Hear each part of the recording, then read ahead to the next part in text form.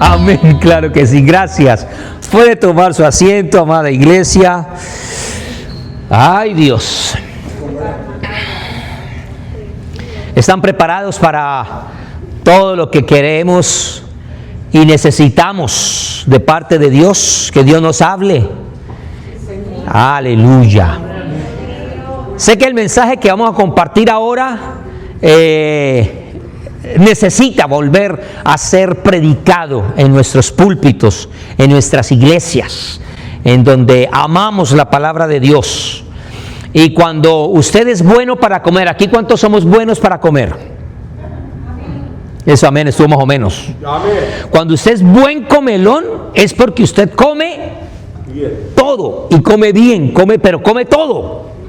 Sí, porque cuando usted encuentra personas que dicen, ay, a mí no me gusta tal cosa, y le saca la comida, ese no es buen comelón. Le gusta comer tal vez, pero es selectivo. Pero con la palabra de Dios, toda es una comida nutritiva y la aceptamos toda. Lo único que uno no debe comerse son las espinas de los pescados, eso sí no. Pero el resto, hasta el ojo. ¿Cuántos aquí les gusta chuparse el ojito del pescadito? Ay, la cabeza cuando uno la abre y eso, uno come con gusto. Hay gente que dice, ay no, hay gente que no, son gustos. Pero en la palabra de Dios necesitamos que todo sea poderlo comer. Estamos hablando de este pasaje de Mateo, en el cual usted ya lo conoce, la conversación y la declaración que el apóstol Pedro hace y lo que el Señor Jesús le habla nuevamente.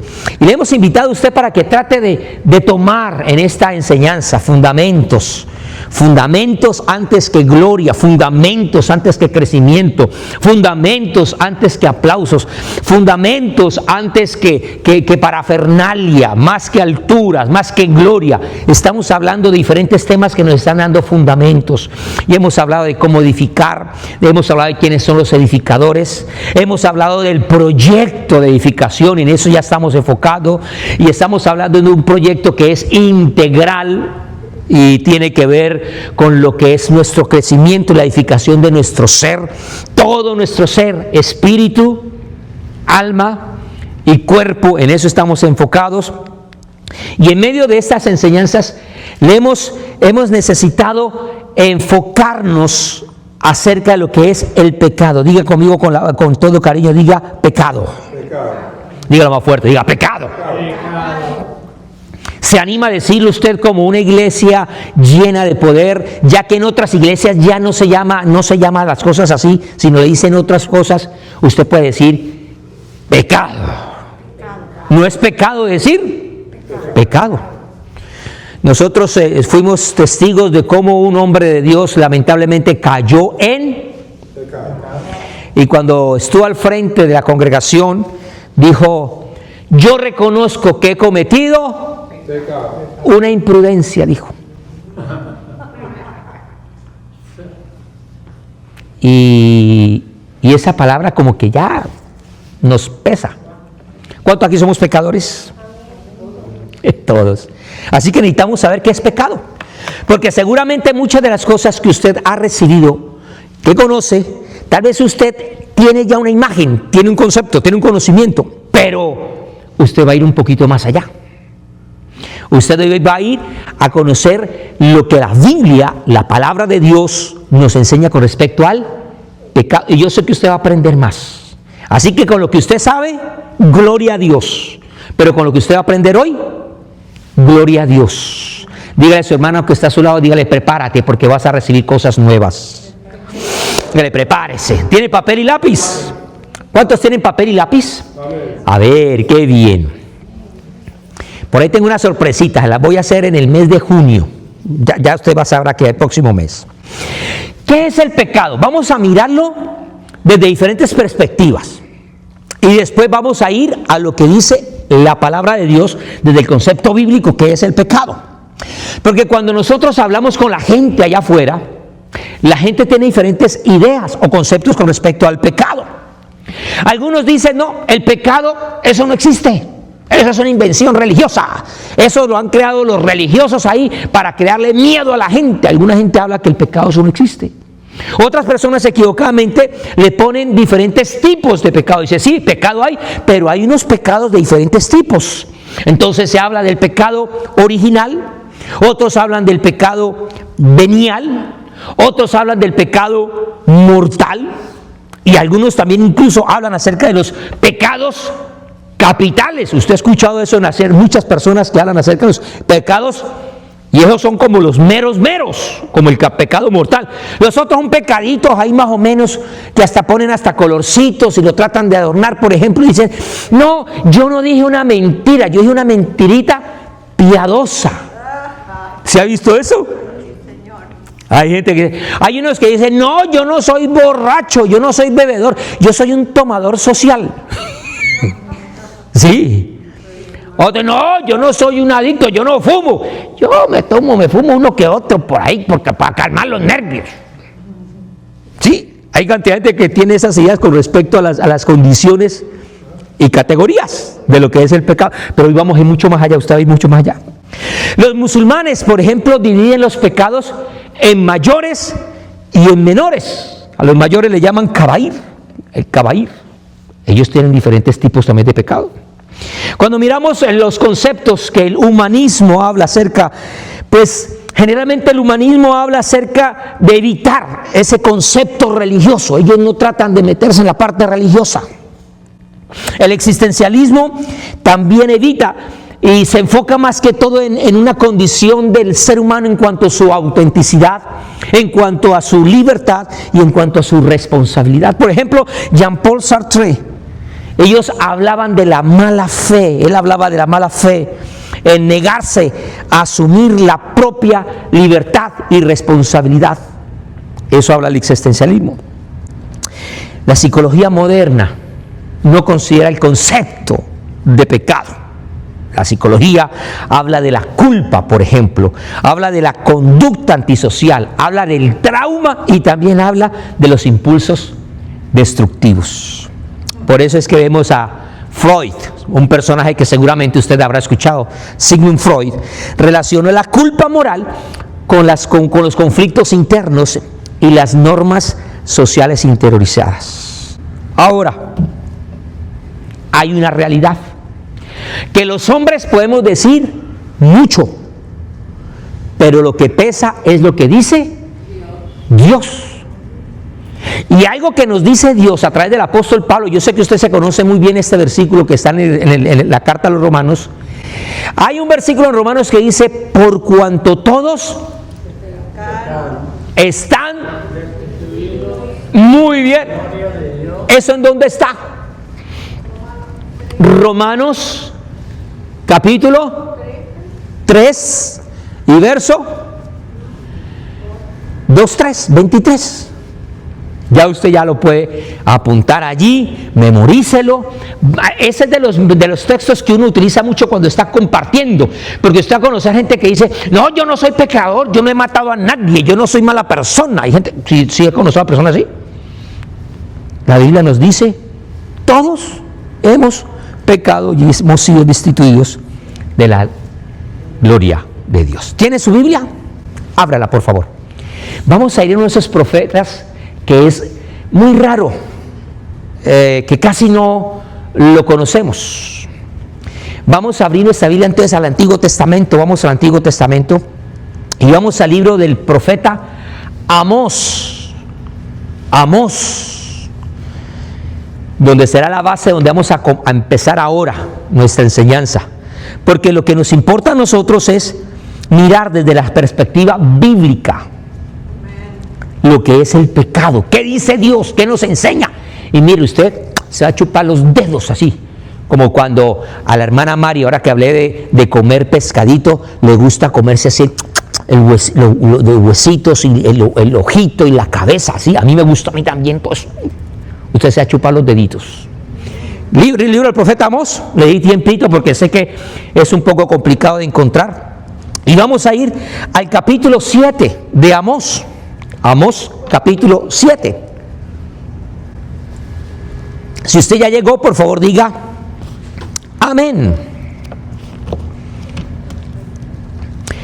Libro del profeta Amós, capítulo 7. Muy bien. Capítulo 7. Y vamos a leer lo que dice el verso 7 y el verso 8. Mire esa imagen que le puse ahí.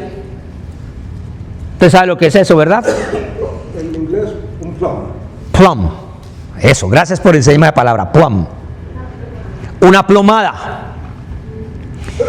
Hoy en día ya algunos no construyen con plomadas, sino que ponen unos aparaticos que le llaman el nivel, la regla y el nivel, y eso lo pone la burbujita y todo. Pero mire lo que dice Dios con respecto a esto en el capítulo 7, ahí va a salir el versículo. Dice versículo 7: me enseñó así, he aquí el Señor estaba sobre un muro hecho a plomo. El Señor estaba estaba encima, estaba ahí montado sobre un muro hecho a plomo, y en su mano una plomada de albañil. Jehová entonces dijo: ¿qué ves, Amós? Y dije: una plomada de albañil. Y el Señor dijo: he aquí yo pongo plomada de albañil en medio de mi pueblo Israel. No lo toleraré más. A mí personalmente me llama mucho la atención cómo Amós, cuando el Señor le pregunta: ¿qué ves? Él dice: veo una. Pero no vio el muro. A mí me llama la atención cómo Amós se enfoca en ese elemento y no nota el resto, y no nota que el que está sentado sobre ese muro es el mismo Señor, y empieza a tener una conversación. Y le dice: oye, Amós, ¿qué ves? Y él dice: veo la plomada. Y no mira la calidad del muro, no mira las condiciones del muro, y el Señor le comienza a hablar de ese muro y dice: así mismo yo voy a poner una plomada. Y cuando miramos esto, vamos a encontrar que hay 3 significados simbólicos de esta plomada con respecto a lo que el Señor está enseñando a Amós y nos va a enseñar a nosotros. Lo primero que vamos a notar es que esa plomada tiene una representación de lo que es la justicia divina. Diga conmigo: justicia divina. Dígalo más fuerte, diga: justicia divina. Mire, yo creo que tenemos un Dios de amor. ¿Cuántos decimos amén? Pero Dios también es un Dios justo. Dios es un Dios que hace justicia. Y yo le aprendí hace muchos años a un evangelista una frase que llegó y dijo allá en mi casa, dijo en Bogotá: el amor de Dios demanda justicia, y la justicia de Dios trae juicio. Así que si se predica de un Dios de amor, también hay que hablar de un Dios justo. Hoy en día solamente se habla mucho del mensaje del amor, pero no se habla de la justicia de Dios. Y cuando miramos esa justicia de Dios, estamos viendo que esa plomada lo que va a representar es esa norma perfecta de la rectitud, de las obras, de las acciones de los seres humanos. Dios pasa plomada. Dígale a la persona que está solo, dígale: Dios pasa plomada. Ay, pero no solamente la plomada nos habla a nosotros de la justicia divina, sino que también nos habla a nosotros del juicio y de la corrección. O sea que Dios lo que está diciendo es: yo soy un Dios tan severo, soy un Dios recto, soy un Dios santo, soy un Dios bueno, soy amoroso, pero cuando encuentro algo que no me gusta, yo digo: no me gusta, no está bien. Eso habla de juicio. Y necesitamos aprender a conocer lo que es el juicio de Dios, porque Él es juez. ¿Y qué hacen los jueces? Emiten juicios, o libres o condenados, punto. No hay más o menos 3/4. Y no solamente, algo que me llama la atención es que Dios no solamente habla del juicio, sino que también da la oportunidad de que el que haya sido analizado, probado, visto, tenga la oportunidad de corregirse. No solamente ve el problema, no solamente le dice estás mal, sino que también hay una solución que Él muestra. Eso yo de usted hubiera dicho, ay, gloria a Dios. Porque es que muchas veces a los hijos, muchos papás le dicen, hizo esto mal, y lo castigan y le dan rejo, pero nunca le enseñan cómo hacer las cosas bien. Y el Señor juntamente con la prueba da la salida. Diga conmigo, todo pecado tiene una solución. Levante su dedito índice, por favor, diga así, diga una solución. Una solución. ¿Qué tiene todo pecado? Ya vamos a ir para allá. Ya vamos para allá, tranquilo. Quiero tocar el tercer significado de lo que nos representa a nosotros esa plomada. Y esa plomada, lo que nos está hablando a nosotros es de una construcción recta. ¿Cómo le gusta a Dios las cosas? Cuando hablamos de algo recto, es algo que está alineado, algo que está correcto. ¿Qué pasa si el muro se inclina un poquito a la derecha o a la izquierda? No está hecho a plomo, entonces. No está hecho a plomo. Y seguramente si usted pone un ladrillito y pone el otro ladrillito, si usted le pasa la plomada, tal vez no va a notar mucha diferencia. Pero siga poniendo uno que otro ladrillito más, ahí vas, y ahora sí ponga la plomada. ¿Y qué va a pasar? Ahí sí se va a notar más. Pero lo que pasa es que no sabemos la importancia de colocar el primer ladrillo después del fundamento. Si el segundo se empieza a poner torcido, de ahí en adelante todo va a estar mal. Por eso es importante que nosotros prestemos atención a nuestros inicios, a nuestros comienzos. Porque si empezamos bien, continuaremos bien, a no ser que hagamos algo en el camino que no está bien. Pero si algunos piensan que están derechos y dicen soy un ladrillo nada más, soy un muro de un ladrillo de 2 niveles o de 3 niveles, estoy bien, pero la verdad está torcidito, va a llegar un momento donde Dios le va a pasar la plomada y va a decir, no me gusta, estás torcido, estás desviadito. Ahora, cuando habla de esto, quiero decirle que Dios, en ese propósito de que nosotros tengamos una construcción recta, así como el buen albañil se esmera para que la construcción esté bien, Dios quiere que su iglesia sea edificada bien. Yo conozco por ahí una joven que estudiaba arquitectura y en medio de una prueba que le hicieron por allí, estaba haciendo sus prácticas, ella la mandaron a supervisar, el arquitecto Máximo la mandó a supervisar. Y ella llegó y vio al albañil haciendo las cosas, al maestro, y le dijo, ese muro está torcido. Y el albañil ese llegó, el maestro le dijo, ya estas niñitas de universidad, todas fifís que vienen, creen que saben muchas cosas, yo tengo tantos años de experiencia construyendo, y la trató mal, la avergonzó ante todos los trabajadores, y se fue a llorar allá a la oficina. Y le dice el arquitecto, ¿qué le pasó?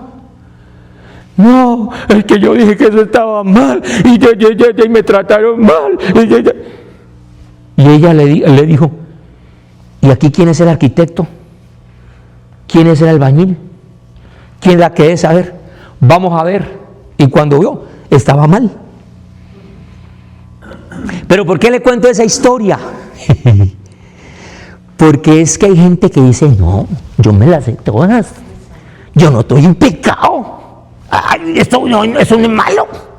Todo el mundo lo hace. Es más, hasta el gobierno lo aprobó, lo firmó, eso está aprobado.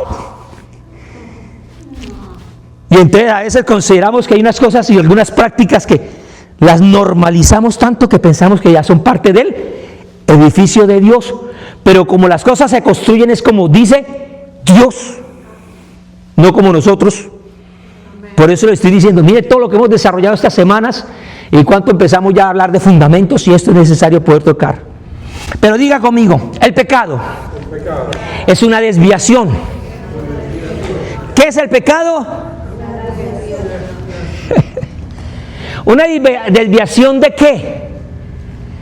De la promesa de Dios. Es una desviación del hombre con respecto a Dios. Y aquí vamos a empezar a desglosar cositas que es necesario que usted abra su corazón para poder recibir.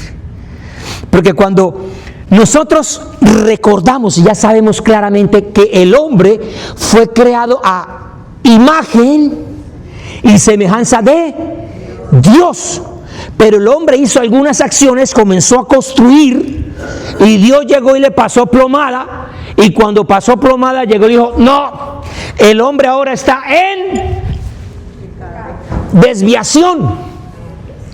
Y ese pecado es un sinónimo de desviación, desviación es sinónimo de pecado. Lo que está diciendo es, yo tenía una imagen y usted ha hecho imagen y semejanza, pero ahora lo que veo en ti es que estás desviado, no solamente del propósito, sino de mi imagen, de mi naturaleza, de mi esencia. Entonces escuche muy bien, la desviación se da en tres áreas y es bueno que usted lo apunte. Número uno, esa desviación se da con respecto a la naturaleza. Diga conmigo, naturaleza. La desviación también se da, número dos, con base a las actitudes. Diga conmigo fuerte, actitud. Y número tres, la desviación se hace con respecto a las acciones. Ahora diga más fuerte, acciones. ¿Las puede repetir usted? Número uno, no, naturaleza, actitud y acciones. Mire, y esto es muy importante. Y quiero hacer una pausa. ¿Y por qué? Porque es que a veces cuando hablamos de pecado, rápidamente vamos y miramos las acciones de las personas o nuestras acciones. Y se nos prende el bombillito bíblico y decimos, por los frutos o por el fruto se conoce. Y entonces vamos a ver las obras. Y si vemos a alguien que, por ejemplo, está haciendo alguna práctica de tomar prestado lo que no es suyo y se queda con eso, eso se llama robar. Y entonces decimos, mire, ese es un ladrón. Quiero decirle esto con todo el cariño porque es necesario entenderlo. La desviación en la naturaleza, la desviación en las actitudes y en las... Cuando usted ve a un fulano que hace algo malo, usted dice, ese es un pecador. Pero se está basando con base a las acciones. Es más, también si deja de hacer alguna cosa que debe hacerlo, también cuando le pasa la plomada dice, debería hacerlo, no lo hizo, entonces es un... Y por eso es que Santiago dice, no solamente el que sabe hacer y no lo hace, es considerado como... Otros llegan y dicen, no, es que fulano de tal es muy buena persona. Esa persona es muy buen hijo. Ay, es un amor de hombre, maravilloso esposo, fiel trabajador, incansable. No, ese hombre es honesto. No va a la iglesia, no es cristiano. Y cuando Dios lo mira, dice, está.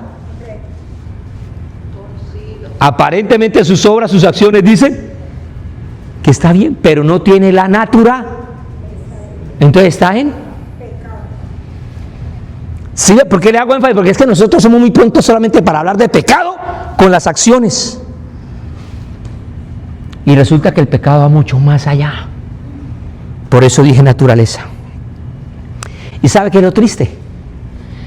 Y eso voy a hablar un poquito más adelante, que cuando alguien está desviado, está en pecado con respecto a Dios, se rompe esa relación que debe tener con aquel que es su referencia, que es Dios. Con el mismo Dios hay un rompimiento. Usted se imagina, vuelve otra vez a la imagen de Amós. ¿Se acuerda de Amós, la plomada? ¿Y se acuerda del muro? ¿Quién estaba sentado sobre el muro? ¿Quién? Amós no estaba sentado sobre el muro. Verso 7. He aquí el Señor estaba sobre un muro. Mire, ¿quién estaba sentado sobre el muro? Porque él sabía que el muro había sido construido a plomo, bien. Si el muro no hubiera sido construido a plomo, yo estoy seguro que el Señor no se hubiera montado. ¿Usted hubiera montado? El único que medio nos sorprende que está torcido así, una construcción construida así, que nos sorprende es la Torre de Pisa. Por eso se saca. Pero eso no es lo correcto con las construcciones.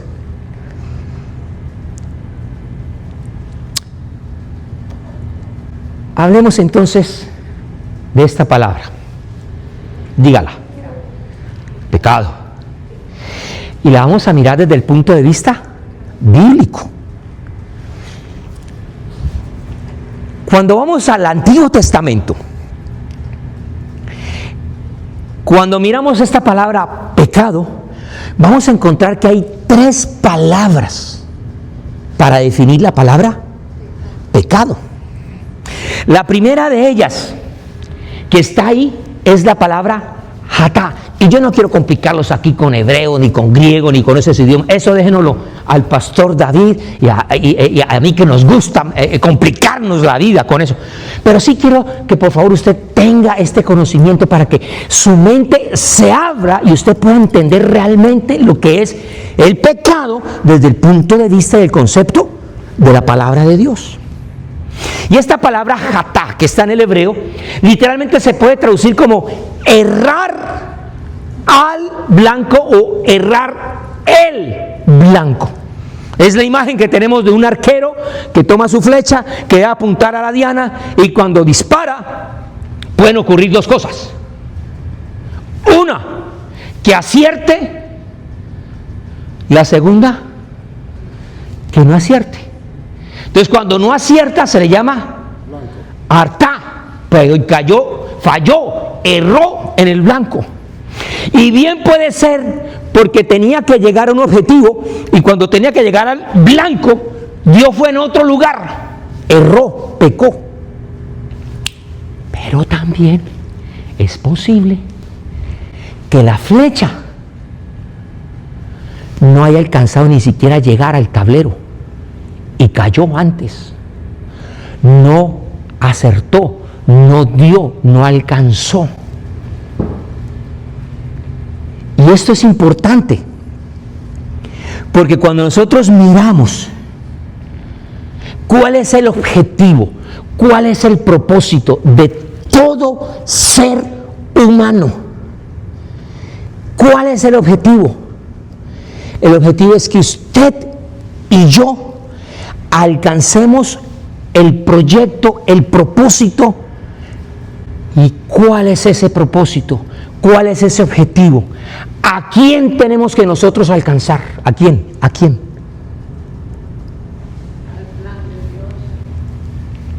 ¿Quién sería el blanco? ¿Quién es el objetivo? Jesús. El objetivo es volver a lograr hacer imagen y semejanza de Dios. Ese es el objetivo. Eso fue lo que perdimos.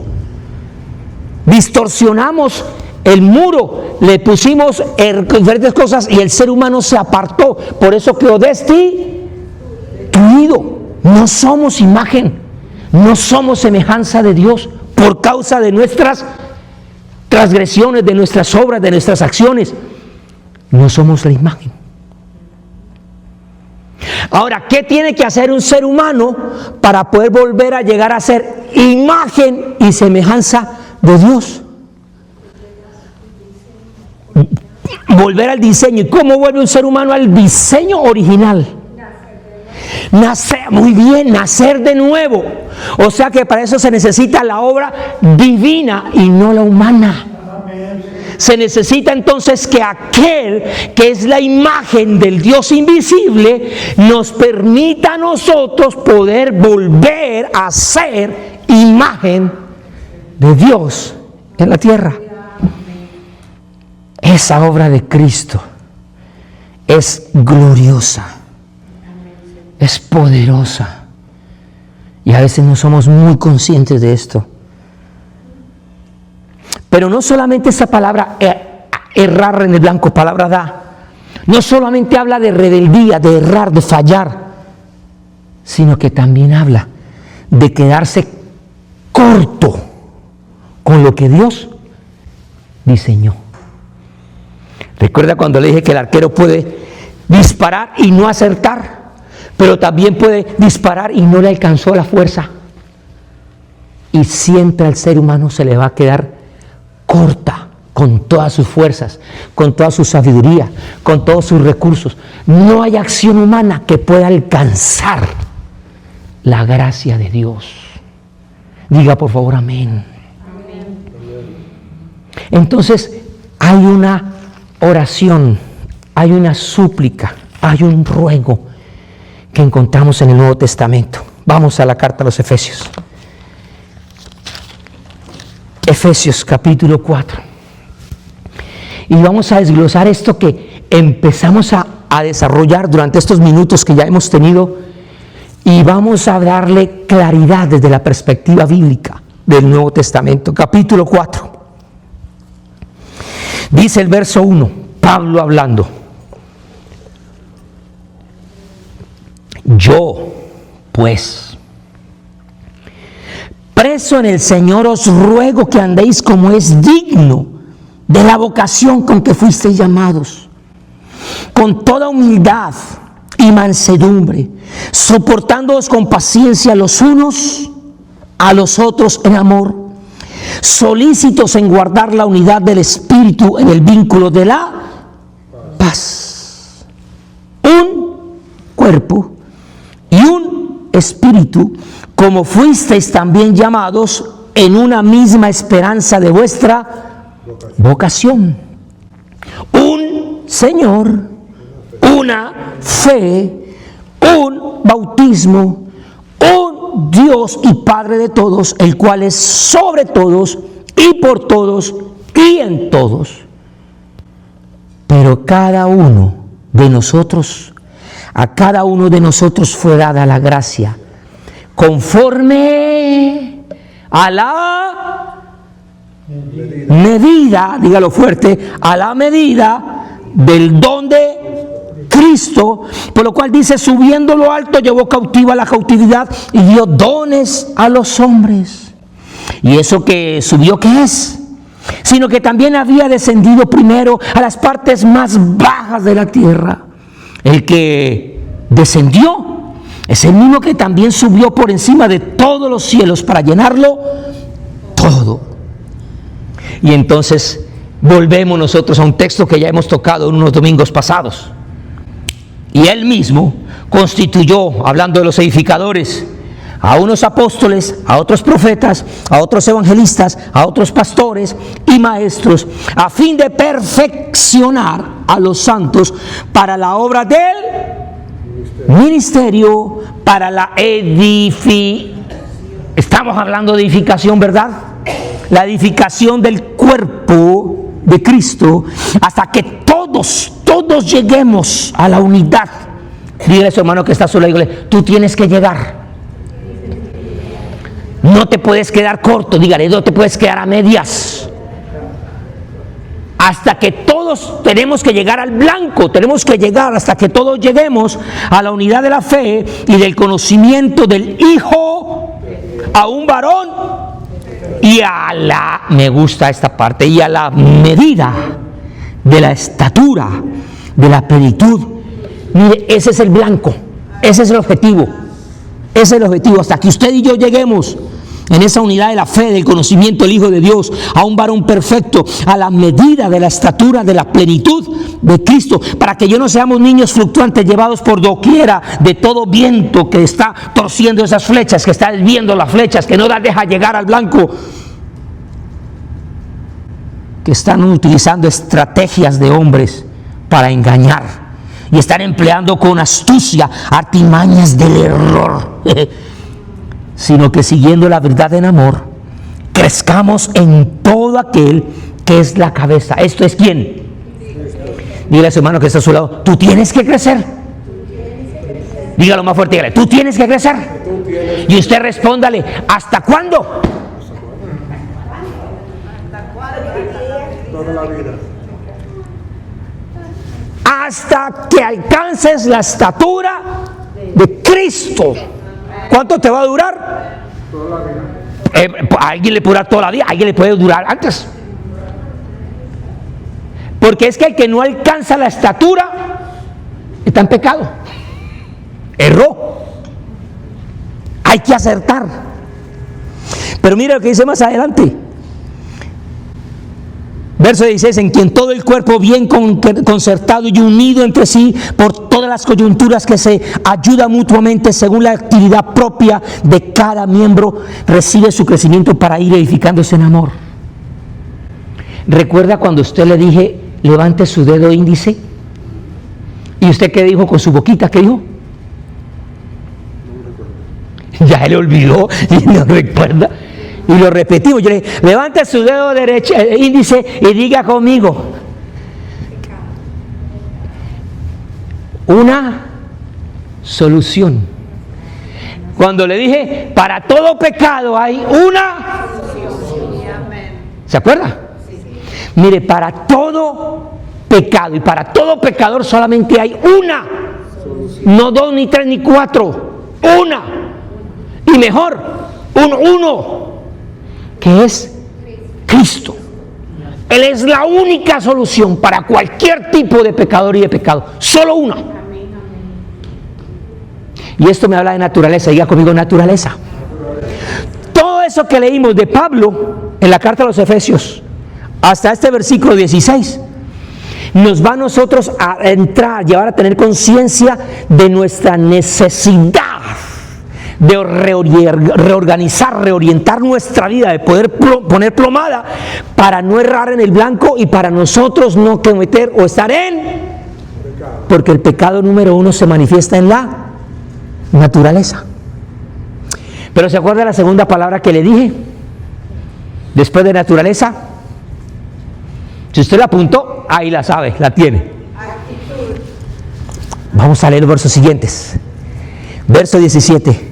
Esto pues digo y requiero en el Señor, que ya no andéis como los otros gentiles que andan en la vanidad de su mente, teniendo el entendimiento entenebrecido, ajenos de la vida de Dios por la ignorancia que en ellos hay, por la dureza, por la actitud equivocada en sus corazones, los cuales después que perdieron toda sensibilidad, se entregaron a la lascivia para cometer con avidez toda clase de impureza. Mas vosotros no habéis aprendido hacia Cristo, sino que en verdad le habéis oído y habéis sido por él enseñados conforme a la verdad que está en, no junto, ni por, sino en Jesús. En cuanto a la pasada manera de vivir, despojados del viejo hombre que está con la actitud equivocada, está viciado, está empañado, está deshabitado, está desorganizado, está destituido, está viciado conforme a los deseos, diga conmigo deseos, actitudes, deseos engañosos y renovados en el espíritu de vuestra mente y vestidos del nuevo hombre creado según Dios en la justicia y en la santidad de la verdad. Diga conmigo naturaleza. Ahora diga actitudes. ¿Qué nos falta? Vamos a ver qué dice Pablo con respecto a las acciones. Verso 26. Ahora sí actúen nuevos creyentes que nacieron en Cristo, dice ahí. Ustedes que recibieron al Señor, que ahora tienen un ser creado por Dios, imagen, naturaleza. Número 1. Por lo cual, desechen la mentira. Eso es una acción. Hablen de verdad. Eso es una acción. Hablad verdad cada uno con su prójimo, porque somos miembros los unos de los otros. Y viene otra acción. Airaos, pero no pequéis. Mire la palabra que está ahí. Esa ahorita la vamos a tocar en el griego. No se ponga el sol sobre vuestro enojo. Otra acción. No deis lugar al diablo. ¿Por qué? Porque ya estás en una nueva naturaleza. Ahora estás en Cristo. El que hurtaba, sigue actuando. No hurte más, sino que trabaje. Oiga, este mensaje está bueno para esos que les gustan las corrientes políticas de no trabajar, pero tener. Y usted sabe quiénes son. Que les gusta vivir a costillas del papá gobierno. Que todo lo den, que todo lo regalen. No, la Biblia dice: el que no trabaje. Y esto no es política, aquí no estamos hablando de política, pero el Señor dice: no robe, trabaje, no sea sinvergüenza. Corrija su actitud, corrija su acción, para que demuestre la nueva naturaleza que tiene. Trabaje haciendo con sus manos lo que es bueno, para que tenga que compartir con el que padece necesidad. Otra acción, verso 29. Ninguna palabra corrompida salga de vuestra boca, sino la que sea buena para la necesaria edificación, a fin de dar gracia a los oyentes. Otra acción. Y no contristéis al Espíritu Santo de Dios, con el cual fuisteis sellados. Mire, usted está sellado por el Espíritu de Dios. ¿Hasta cuándo? ¿Ya pasó el día de la redención? No. Entonces usted está. ¿Cómo está? Sellado. Recuerda cuando hablamos de esos 8 días de aquellos que dicen: reciba el Espíritu, quita el Espíritu, reciba el Espíritu, reciba a Jesús, y que cada ratico está recibiendo, entrando. No. Cuando ya un papá engendra un hijo, ya tiene sangre de papá. Así es, niño, crezca y se porte mal, va a recibir garrote, pau, castigo, lo que sea, pero tiene la. Usted imagina que el hijo falló, ¿cuánto le fallamos aquí al papá? O a la mamá, ¿cuánto le fallamos? Y entonces usted le falló al papá, y entonces su papá le dijo: ya no es hijo. Y después usted vuelve y se porta bien, papá. Ah, bueno, sí, es hijo mío, es hijo mío. Y después usted vuelve y le falla, y el Señor lo quita el testamento. Ya no es. Y lo quita, le puede quitar la sangre, le puede quitar el ADN, le puede quitar eso. Después se fue. Pues es que yo tengo esas luchas con aquellas personas que están, que reciba, que vuelve otra vez, que sí, que no. Lo que va a pasar es que el Espíritu sí se va a contristar, y eso es otra cosa. Y no quiero tocar ese tema ahorita, porque estamos hablando de las actitudes. Usted está sellado hasta el día de la redención. Diga amén. Y quítense de vosotros toda amargura, enojo y gritaría, maledicencia, toda malicia. Antes sed benignos los unos con los otros, misericordiosos, perdonando los unos a los otros, como también os perdonó a vosotros en Cristo. Todo eso tiene que ver con errar. La palabra hebrea, hatá. La segunda palabra es la palabra pesá, que significa rebelión.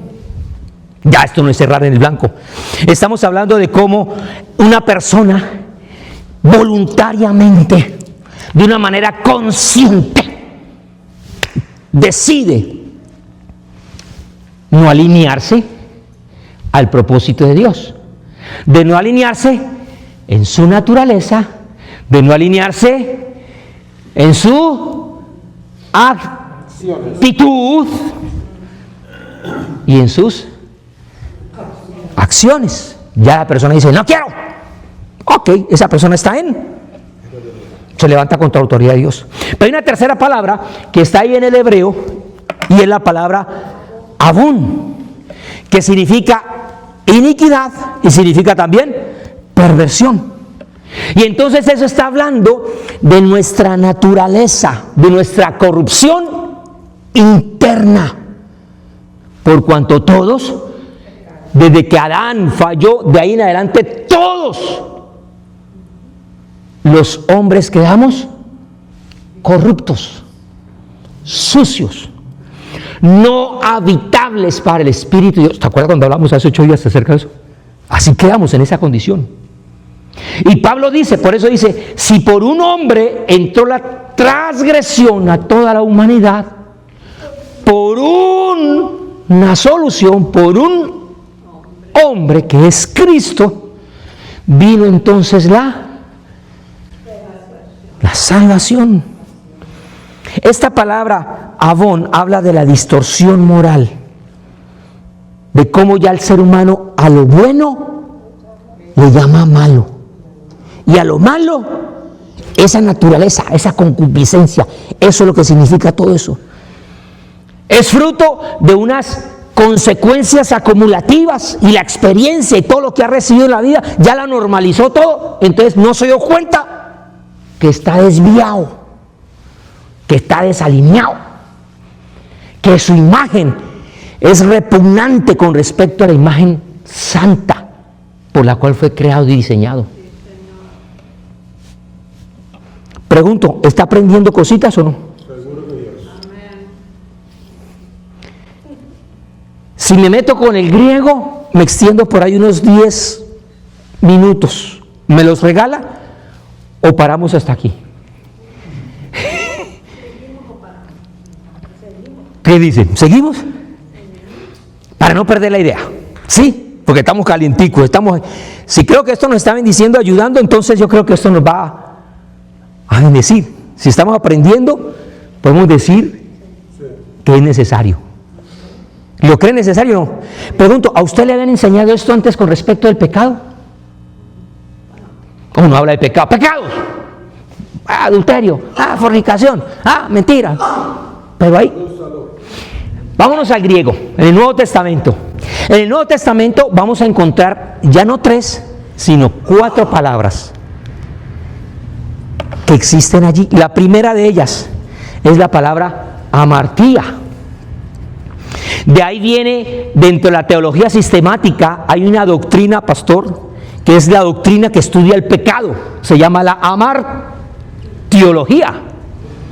¿Verdad, pastor? De esa palabra es que viene.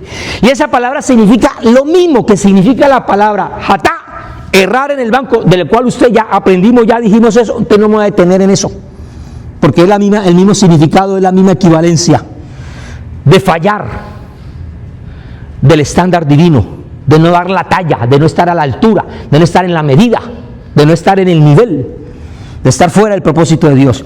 La segunda palabra que encontramos en el griego es la palabra anomía. A es sin y nomos viene la palabra ley. Es la persona que dice: yo vivo sin Dios y sin. Yo nací, soy libre, puedo hacer con mi cuerpo lo que. Esta es mi vida y yo hago lo que a mí se me dé la. ¿Sí conoce personas así?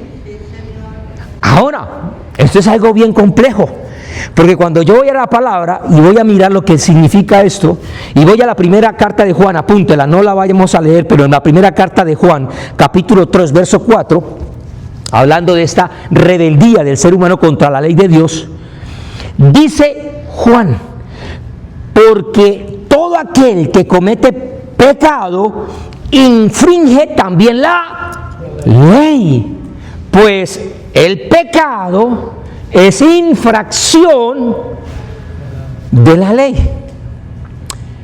Y no me voy a detener a hablar de la ley de Moisés. Usted ya ha aprendido mucho acerca de esto. Y no se hace referencia a la ley como tal de la Torá. Está hablando de todo el proceso, todo el proyecto, todo el propósito divino con respecto a lo que es la directriz de Dios. Pero hay una tercera palabra que encontramos ahí en el griego para la palabra pecado, es parábasis. Parábasis, que significa transgresión. ¿Qué es eso? Es cruzar el límite permitido.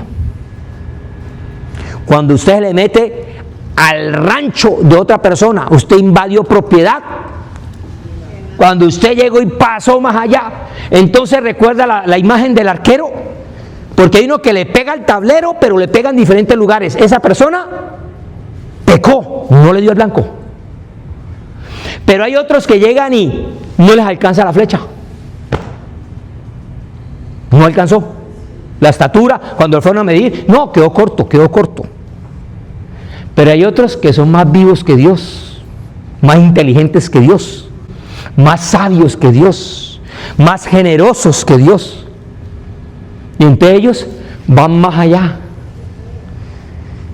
Entonces ellos llegan y dicen, no, pues si Dios dice que no hay que matar, pues si mató bajo estas circunstancias y si ponemos esto y si las condiciones y el estado del planeta Júpiter con respecto a Mercurio, entonces, ¿me entiende lo que quiero decir? Hay gente que empieza a acomodar y empieza a acomodar y empieza a manipular y empieza a tener de diferentes perspectivas, está transgrediendo, le está poniendo, está metiendo en territorio que él no le pertenece. Si Dios dice que no, es no, punto. Si Dios dice que sí, es sí, punto. No hay que estarle buscando ahí la comba al palo. Sí, yo caí en pecado, fue pero porque tal cosa, es que estaba solito. Mire, a la noche sola, la casa sola. Mire, no.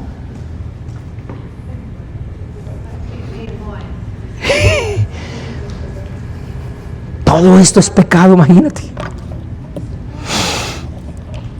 Y hay una última, que es la palabra idiquía, que significa injusticia. Esto entonces está hablando del énfasis en la condición de esa persona, que es o justo o es injusto. Ahora, usted y yo somos justos, ¿sí o no? Sí, por la gracia de Dios. Y estamos en un proceso de justicia que no la podemos hacer por nuestros méritos. Por eso se necesitó que el justo se hiciera pecado. Porque pecado no solamente es lo que hacemos, sino que lo que hacemos nos hace a nosotros pecado.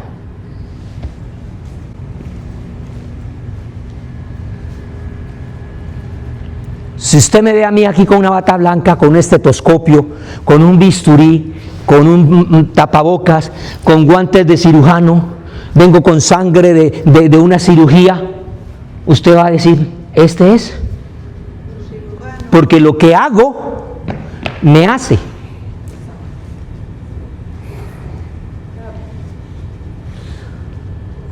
Así que si alguien hace pecado, él es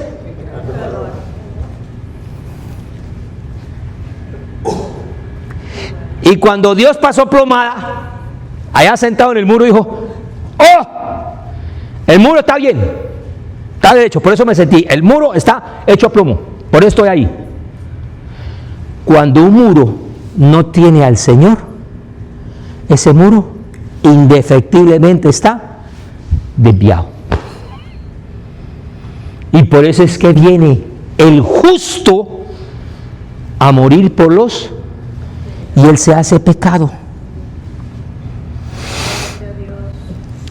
Por cuestión de tiempo le dije que me diera 10 minuticos. Dentro de 8 días. Mire, no se venga prevenido. Yo sé que cuando usted se le nombra esta palabra, amar teología, ya algunos piensan, está hablando en lenguas. Si a usted se le nombra la palabra teología, hay gente que dice, uy, no, a mí eso no me gusta la teología. No, eso es para los inteligentes, para los sabios, para los que les gusta. Véngase tranquilo, véngase tranquila, disfrute el viaje. Vamos a meternos un poquitico dentro de esta teología para poder desarrollar el pecado, porque todavía tenemos mucho más que aprender. ¿Aprendió en el día de hoy algo? ¿Aprendió? ¿Valió la venida a la iglesia? ¿Valió? ¿Vale la pena? Gloria sea al Señor. Entonces póngase de pie, por favor, para que oremos y demos gracias al Señor por lo que hemos podido aprender con respecto a esto. Por lo menos usted ya se va con claro que el pecado es toda desviación de 3 cosas. Número 1, naturaleza.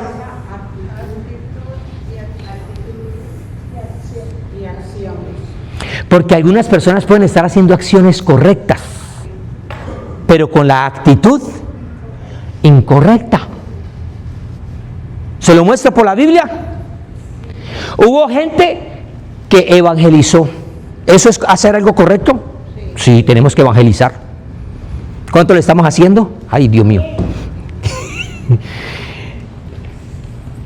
Señor, en tu nombre echamos demonios fuera. Claudita, espérame. En tu nombre echamos demonios fuera. ¿Eso es algo que hay que hacer? Sí. Correcto, actitud correcta. Perdón, acción correcta. Profetizaron, llenaron estadios, hicieron tremendas predicaciones, ganaron almas, acciones buenas. Pero el Señor dice, oye, lo hicieron sin mí. Lo hicieron con la actitud equivocada, incorrecta. Yo me acuerdo cuando mi mamá me decía, Daniel, haga el aseo. A veces yo amanecía sedita y yo feliz hacía aseo, porque cuando yo digo hacer aseo, Claudia sabe, me demoro. Pero cuando digo lavar baño, es restregar rendijita por rendijita, eso es dile hasta que no, me demoro. Cuando digo barrer, yo soy de los que corro la cama y aspiro, y así me gusta a mí. Y limpio el polvo y las cortinas y las persianas una por una. Yo me demoro, soy lento, pero me gustan las cosas. Pero a veces me levantaba yo agreste y mi mamá decía, Daniel, ayúdame a hacer lástima que no vino, ayúdame a hacer el oficio de la casa. Y yo llegaba y pasaba las cosas y después llegaba yo al restaurante, mamá, ya terminé. Ay, tan lindo mi hijo, tan bello. Pero yo lo hice mal. ¿Lo hice? Sí, pero mal. Actitud equivocada. Pero después el pastor nos dijo una frase ahí que es importantísima, porque el Señor dijo, predicaron, echaron fuera demonios y una cantidad de cosas, pero yo no los conozco. Y esa palabra conocer es la palabra griega ginosko, que esa palabra no es solamente de conocer con la mente, de saber, sino es una acción de intimidad. Cuando dice la Biblia, y Adán conoció a su mujer, no es que mucho gusto soy Adán, mucho gusto soy. No. Fue que tuvieron. Y entonces el Señor dice, mire, ustedes hicieron todo eso, pero yo no estuve en ese muro. No estuvimos ahí los dos trabajando. No los conozco.